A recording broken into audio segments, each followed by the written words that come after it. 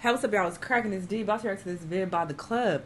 This is the 17-year-old YouTuber who got clapped for insulting Cartel boss. What? So he just got on YouTube and started, talking about El Chapo or somebody, and his people was like, nah, that's what you're not about to do. And they got him up out of here? But that's wild. I need to watch what the hell I be saying in these videos. Anyway, let's see what happened. Let's watch.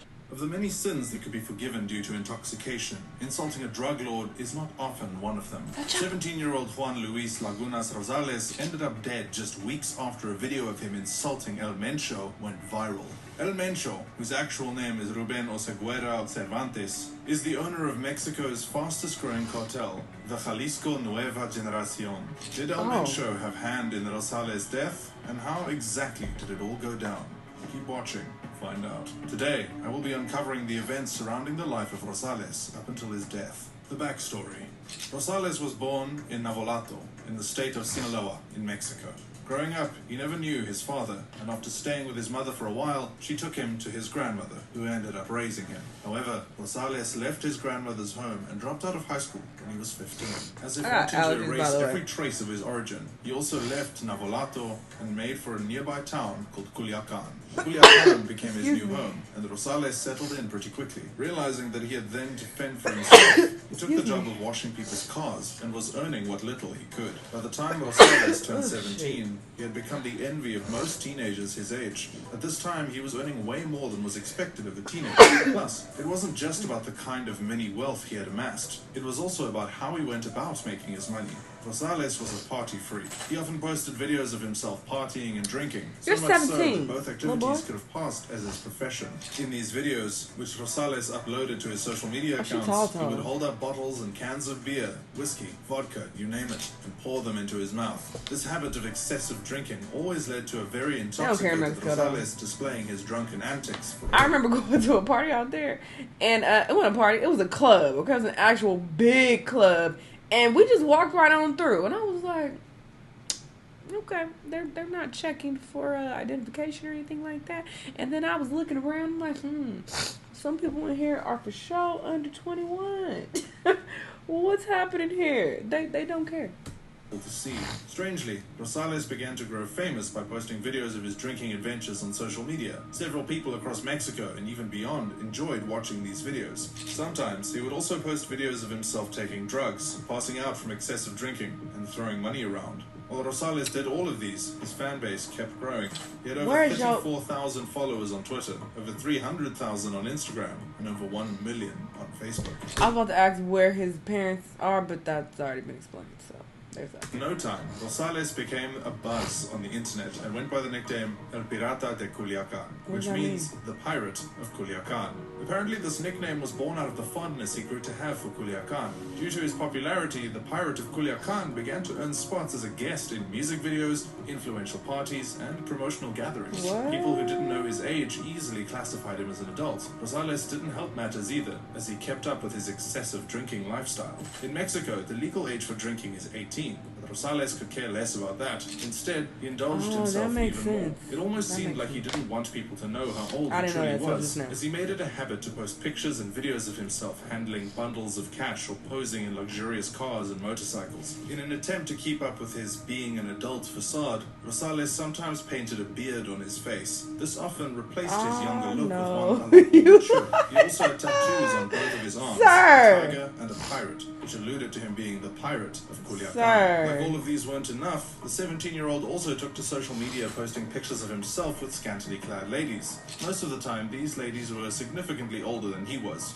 In addition to that, he would post pictures of himself carrying guns and other kinds of weapons. At this point, it is safe to say that anyone living this kind of life would feel invincible and develop the mindset that he could get away with anything. Slowly, Rosales was cultivating that mindset, and it did not help that he broke the law several times and got away with it. Legally, Rosales wasn't supposed to do drugs, flaunt weapons, weapons and take alcohol since he was still a minor, but he continued to do just that. He boldly did all of these things, and even went as far as sharing the pictures and videos on his social media accounts. In August of 2017, Rosales was arrested for underage drinking, which you have to admit was long overdue, seeing how the teenager was far from the legal drinking age at the time. Of course, this incident did next to nothing to help Rosales, because after he was released, he immediately picked up where he left off. During an interview with the producer of Univision Entertainment, Pepe Garza, Rosales stated that he was an alcoholic, but he wanted to change that so he could pursue a music career. He further said that he had signed a contract with Cash Records, and added, "I want to learn to sing now. That's going to be my motto." And perhaps the authorities didn't do enough, because although these videos usually went viral, implying that the authorities probably caught a whiff of them several times, they barely intervened. Instead, the pirate of Culiacan kept rising in fame. He gained more followers, more invites to parties, and more business deals. Seeing how there was no one in his way, Rosales continued to push boundaries without a care in the world. But you know, the thing about boundaries is that you can only push so far.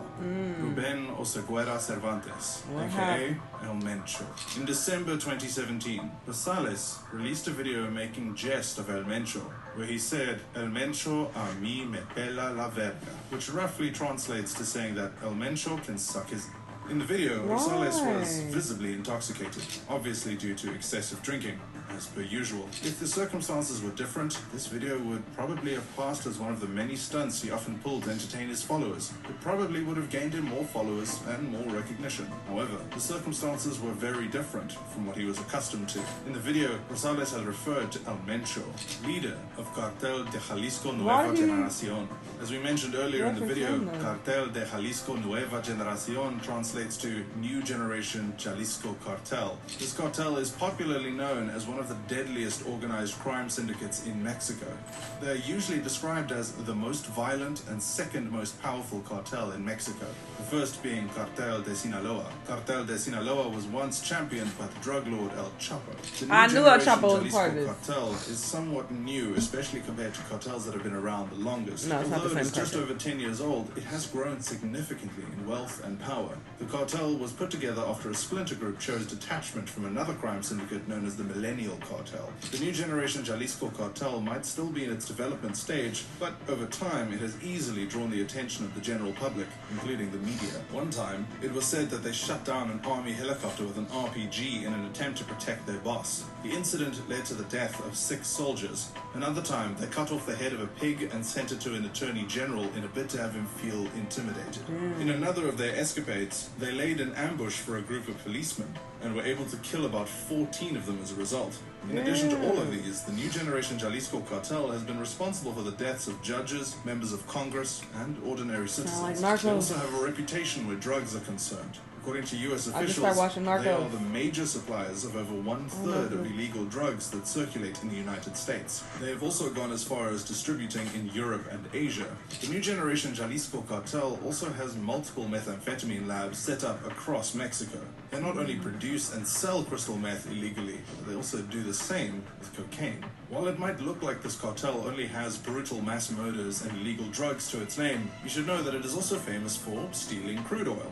Other criminal activities they engage in include selling arms, kidnapping, extortion, and other violent crimes. Unlike El Chapo, everything about El Mencho screams mystery. It is said that he loves working from the shadows, almost like a ghost. El Mencho is not only on the list of the top wanted criminals in Mexico, but also in the United States. I know her. I reacted to a video about this chick. This chick right here. She's connected to this nigga. In Mexico in particular, he takes the #1 spot as the most wanted drug lord. El Mencho is wanted for drug trafficking, illegal possession of weapons, and is being involved in organized crime. El Mencho started off as a member of the Millennial Cartel, but soon decided to create his own organized crime organization because his bosses often got arrested or killed. After the arrest of El Chapo, El Mencho quickly rose to fame, owning one of the deadliest cartels in Mexico. The New Generation Jalisco Cartel has had several affiliations to brutal mass murders in the past. In 2011, authorities found 35 dead bodies on the streets of Veracruz, a port city on the Gulf of Mexico. These bodies appeared tortured and dismembered. And Lil Pirate thought it was a good idea to talk about them? 10-year-old girl, whom they believed to have been a daughter of a rival cartel leader. After killing her, they proceeded to set her on fire It was already too late when they realized she wasn't who they thought she was. Under his leadership, Mexico recorded a 20% rise in homicide rates, with a record of 20,000 deaths. The statistic equated to an average of about 69 deaths per day. There are alleged reports that Almencho was once a member of the police force, but was sentenced to 3 years in prison for selling heroin. Whether or not that is true, it is pretty evident that the man is no longer on that side of the law. His infamous nature led the United States government to put a bounty offer on his head. It is said that whoever is able to provide information that is likely to lead to his arrest will be rewarded with a sum of $10 million. So far, this has been recorded as the highest sum of money the US government is willing to pay as a bounty.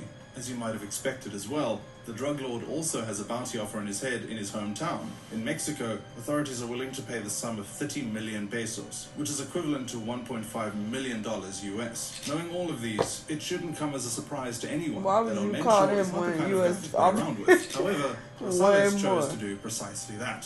He not only cursed the infamous drug lord, but he also went ahead and released the video on the internet. A video which many Mexican press publications called, in effect, the initiator of a countdown for his time here on Earth. The murder. On December 18th, 2017, weeks after the video of Rosales calling out Almencho went viral, he made the second biggest mistake that likely sped up that countdown.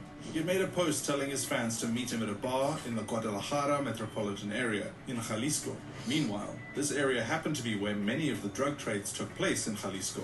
At about 11 p.m. that same day, a group of men carrying guns swarmed into the bar and started shooting. Although it is said that Rosales was the main target, a 25-year-old employee in the bar also got killed. It was reported that Rosales was shot about 15 to 18 times, which means he definitely died on the spot. He was only able to be identified through the tattoos he had on his arms. Rosales' death is included in the 1,400 people who died in the state of Jalisco that year. Even though there were speculations that Almencho was responsible for the death of Rosales, seeing as the teen died just weeks after the video about Almencho went viral. The killers have still not been identified. Therefore, no one has yet been arrested for the death of the 17-year-old. A Mexican newspaper, Periódico Supremo, reposted the video and captioned it, "I firm su trato de muerte," which means, thus signed his deal of death. While some of Rosales' fans shared their condolences, a few mentioned that he should have known better than to make jest of a drug lord such as Almencho. A fellow Instagram star remembered Rosales after his death by posting a caption that read, "He told me that he wanted to change, but on the weekend there was no lack of bad influences. You were living a fast life. You never listened, and I don't judge you. Those who knew you know you were a good person." Be that as it may, Juan Luis Lagunas Rosales could have lived a much longer life under normal circumstances. However, he chose to live a fast life, and then he took things way too far when he decided to play with fire. He got the fame he sought from pushing the boundaries, and it cost him his life. To check out other cases, the serial killer who left alarming Amazon reviews. Amazon blocked me, so I killed. What the fuck? I'm still confused why he chose to, speak ill of him anyway. I don't know why they didn't touch on that, or maybe I missed it. Maybe I wasn't paying attention. Because I am thinking of what medicine I need to take, because I've already taken Claritin. It's not working. It's not working at all. So I was just thinking, like, should I get some Benadryl? What should I do? This is really miserable. Anyway, this is messed up. But he was living a fast life, like he said, and he was drinking all the time, partying, and he thought he was untouchable, and clearly it was proved that he was not. So I feel safe, after watching this video. I'm just going, be careful about who I talk about, So yeah, there's that. I don't think I've said anything negative about no Cartel people. I reacted to a few Cartel videos. I think I kept it cute. But yeah, I don't know why he did that though. I don't know what that was about. Y'all let me know what y'all thought though. Let me know what other videos you want to watch, and I'll see you on the next one. Bye.